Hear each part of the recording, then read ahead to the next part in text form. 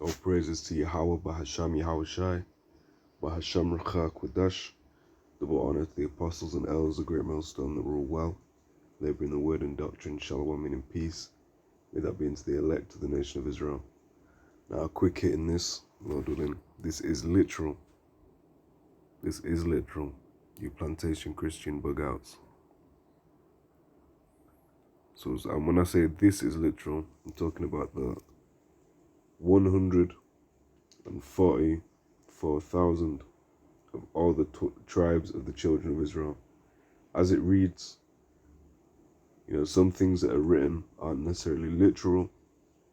When it comes to the number of Israel that are sealed, there's the majority of the verses in here are telling you about that number of people, right? And it's not just believers, it's not just so-called Christians, different ethnicities within the church. It's as is written, as was prophesied, and will come to pass. There will be the elect of the nation of Israel, specifically, the governing body, the elect men. So without further ado, Revelation chapter 7 and verse 4 said, "And I heard the number of them which were sealed, and there were sealed 144,000 of all the tribes of the children of Israel." And, we'll read. It says, "Of the tribe of Judah was sealed 12,000. Of the tribe of Reuben was sealed 12,000. Of the tribe of Gad was sealed 12,000. Of the tribe of Asher was sealed 12,000. Of the tribe of Naphtali was sealed 12,000. Of the tribe of Manasseh was sealed 12,000. Of the tribe of Simeon was sealed 12,000. Of the tribe of Levi was sealed 12,000. Of the tribe of Issachar was sealed 12,000.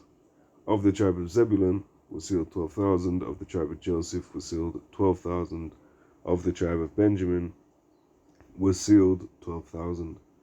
Right, so what is it? So the Levites, they're the Seventh-day Adventists.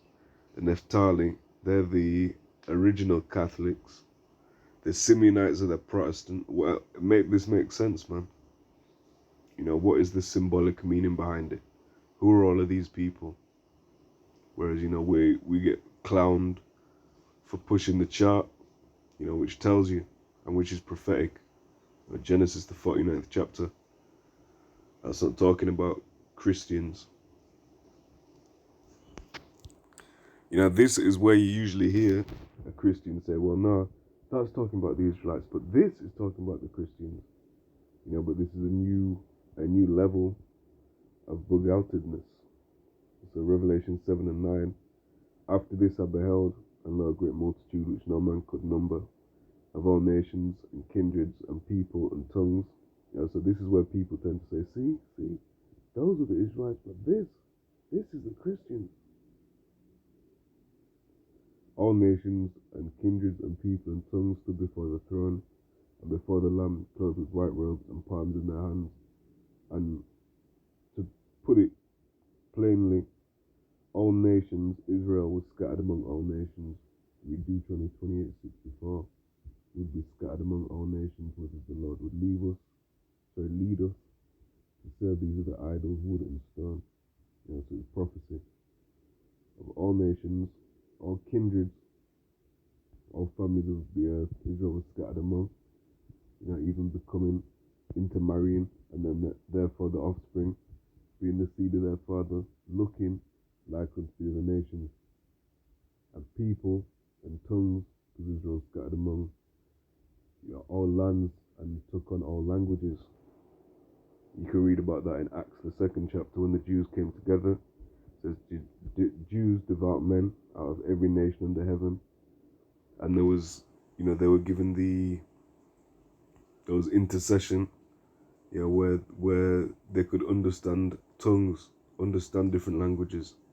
So if there was one, to put it like this, if there was one person from the land of Elam, someone would be speaking in their Elamite language, and then the Jews, would from another land, the Medians, Media, they'd hear it in their language, their native tongue, but the guy would be speaking in his native tongue, but they would hear it in their own language.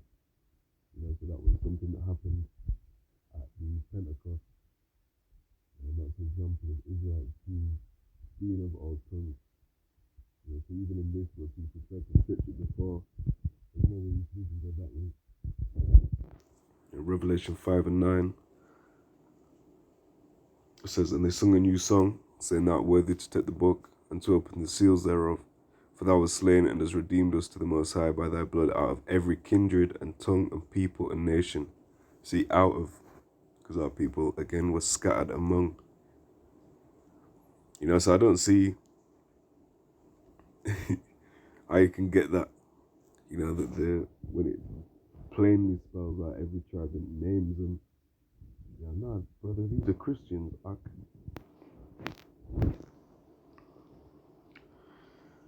And, we'll even go into this as well. Revelation 7 and 13. "And one of the elders answered, saying unto me, What are these which are arrayed in white robes, and whence came they? And I said unto him, Sir, thou knowest. And he said to me, These are they which came out of great tribulation, and have washed their robes and made them white in the blood of the Lamb." And that great tribulation you can read about in Jeremiah 30 and 7 and Daniel 12 and 1. And it's an ethnic persecution that's known as Jacob's trouble. And what's that? It's against the Israelites. And all these just happen to be Israelites. So the prophecy's there. It spells it out plainly. These are the Israelites. It tells you what tribes they're from. It tells you they went through the great tribulation, which prophetically is known as Jacob's trouble. And these men all descend from Jacob. There's too many moving parts, man. And even when you read verse 17, just to skip and jump about, like I say, I'll keep it quick. "For the Lamb which is in the midst of the throne, for the Lamb which is in the midst of the throne shall feed them, and shall lead them unto living fountains of waters," which, that's known as the word of the Heavenly Father. So Yahawashi firstly is, Yahawashi said he is Yahawashi was known as the Pesach by Apostle Paul. The Pesach, when you go into the law on it, in Exodus 12, no non-Israelite can eat the Passover of the Pesach. Yahawashi referred to himself as the bread of life. He also called himself, that water. Or said, if you drink of the water that he gives, you won't thirst, because that's the word of the Heavenly Father, which he is. So he will lead them unto living fountains of waters. The Heavenly Father is ultimately the fountain, and then that water, that living water, is the word that comes from the Heavenly Father. Right, and the Most High shall wipe away all tears from their eyes. This is the same thing you read in Revelation, the 21st chapter, talking about New Jerusalem coming down from heaven, which prophetically the elect will be caught up in clouds, in the chariots of the Heavenly Father, and ascend, up. So when they come back down, that's the same people, the New Jerusalem, which is a people first, so it's talking about the elect of the nation of Israel. So Lord willing, that was edifying. Just keep it quick. Add a couple comments. Next video, Lord willing. Shalom.